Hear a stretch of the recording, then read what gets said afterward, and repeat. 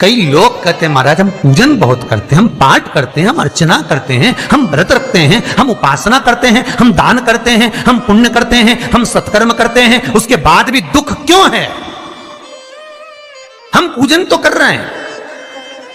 आपके पेट में दर्द हुआ, मान लो आपके सिर में दर्द हुआ, अब सिर में दर्द हुआ तो आपने गोली तो खाई, एनासिन भी खाई, क्रोसिन भी खाई, डिस्प्रिन भी खाई, कॉम्बिफ्लिन भी खाई, ना जाने कहां की गोलियां खा गए, सिर में दर्द था और 4-5 तरह की गोली खा गए।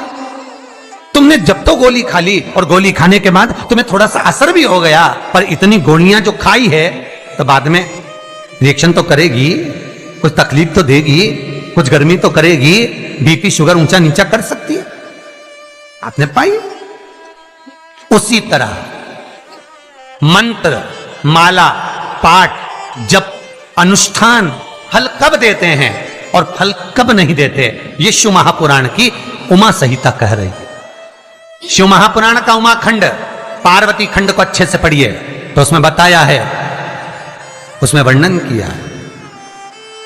हम पाठ करने बैठे, इतनी बड़ी पोथी लेके लोग बैठ जाते हैं, पहले राम रक्षा स्तोत्र पढ़ लिए, फिर ये पढ़ लिए, गीता जी का अध्याय पढ़ लिया, ये पढ़ लिया, ये चालीसा, दुर्गा चालीसा, शिव चालीसा, तांडव, ये वो, ये मंत्र जप लो, वो मंत्र जप लो, फिर कोई महाराज बता गया वो मंत्र जप लो, फिर कोई महाराज बता गया वो मंत्र जप लो, ये वाला देवता ला के अलमारी में रख लो।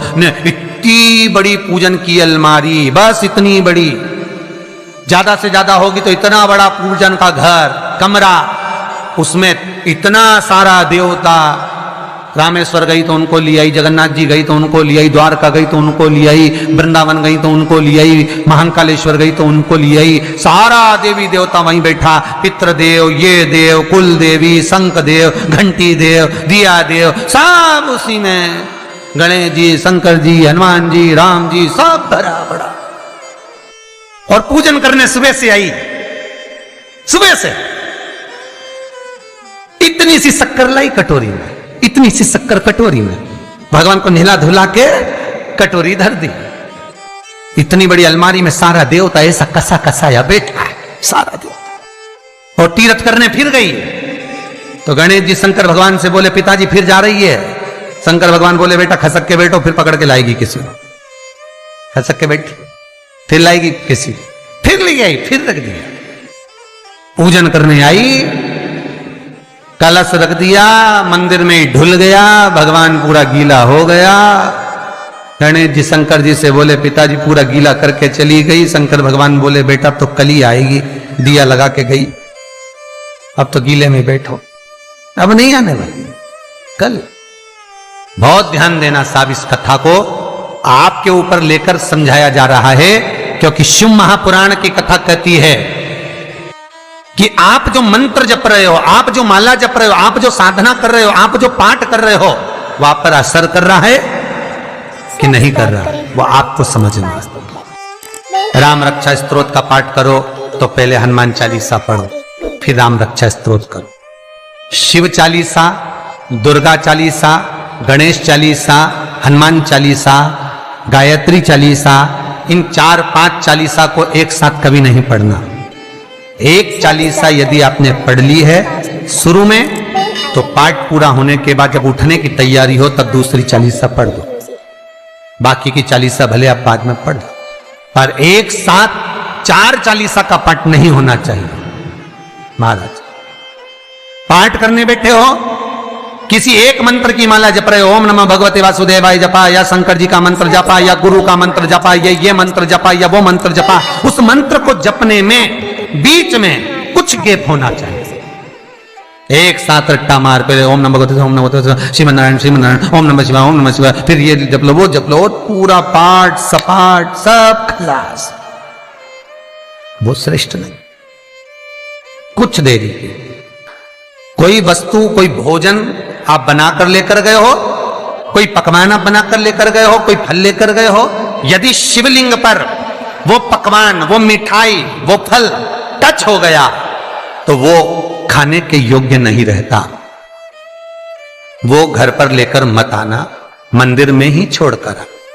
यदि भोजन, पकवान, मिठाई, शिवलिंग यहां पर है और भोजन का भोग तुमने इतनी दूर से लगाया है, फल इतनी दूर रखा है, वो शिवलिंग पर टच नहीं करा गया है, तो उस प्रसाद को, उस फल को आप पा सकते हो, उसको खा सकते हो।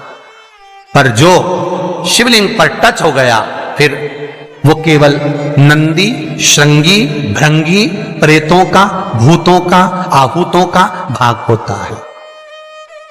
प्रेत भूत आहूतों का भाग, वो फिर खाने योग्य नहीं है। हां, यदि नर्मदेश्वर महादेव हैं, नर्मदा जी के जल से कोई शिवलिंग प्रकट हुआ है, नर्मदा जी के जल से, कोई कंकर से, नर्मदा के जल से अगर कोई शिवलिंग प्रकट हुआ है, उस शिवलिंग की स्थापना कहीं पर है या आपके घर में है, तो उसको कुछ भी टच हो जाए वो पा सकते हो, पर बाकी के शिवलिंग को स्पर्श किया हुआ नहीं पा सकते। केवल एक नर्मदेश्वर महादेव नर्मदा के जल से प्रकट हुए। कई लोग पूछते हैं ये सांप है कौन, ये सर्प है कौन, तो उसको बताओ ये भगवान शंकर के गले में जो एक सांप पड़ा हुआ है, ये भगवान विष्णु हैं। और शंकर भगवान के सिर पर जो जटा में सांप दिखता है, वो हाथ में सांप बंधे रहते हैं, वो दो हाथों में, कमर पर, सिर पर, केशों पर जो सांप 5 नजर आते हैं, वो तो बताओ ये शंकर भगवान की 5 लड़कियां हैं, जया, विषहरा, शामली बारी, दो तली और देव। ये 5 लड़कियां भगवान शंकर के इर्द गिर्द घूमती हैं, आसपास भ्रमण करती हैं। सभी ये शिव की बेटियां भगवान शंकर के साथ भ्रमण करती हैं।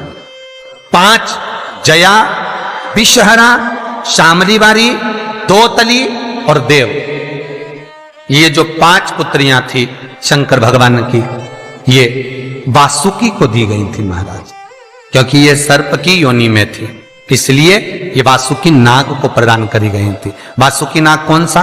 जिसने मंथन कराया। वासुकी नाग कौन सा?